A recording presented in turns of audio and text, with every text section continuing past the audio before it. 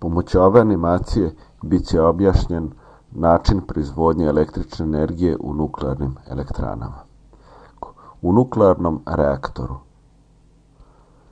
dolazi do procesa fisije, to jest cepanja jezgara atoma nuklearnog goriva, najčešće je to uranijum. Kao posljedica fisije razvija se velika količina toplote, odnosno nuklearna energija se pretvara u toplotnu energiju. Kroz nuklearni reaktor prolazi cev kroz koju struji fluid. Usled toga se taj fluid, najčešće je to voda pod pritiskom ili plin, zagrevaju. Deo cevi prolazi kroz kotao u kom se nalazi voda.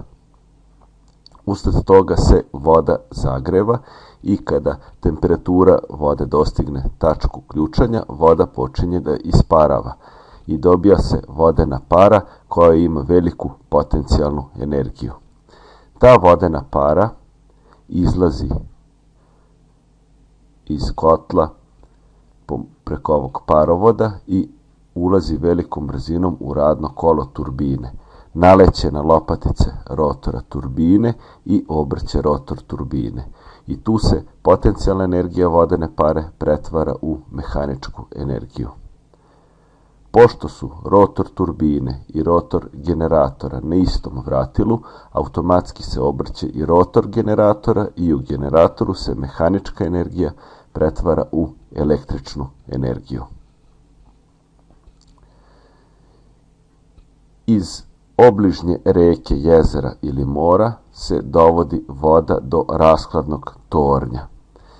Ta rashlađena voda prolazi kroz cev koja prolazi kroz kondenzator. Usled toga vodena para dolazi u dodir sa hladnom cevi, kondenzuje se, pretvara u vodu i taloži na dnu kondenzatora. Pumpa ima zadatak da tu vodu vrati u kotao. Ceo proces se periodično ponavlja. Dakle, transformacija energije u nuklearnoj elektrani se odvija na sljedeći način. Znači, na samom početku imamo nuklearnu energiju, koja se procesom fisije pretvara u toplotnu energiju, zatim potencijalna energija vodene pare, potom mehanička energija i na kraju električna energija.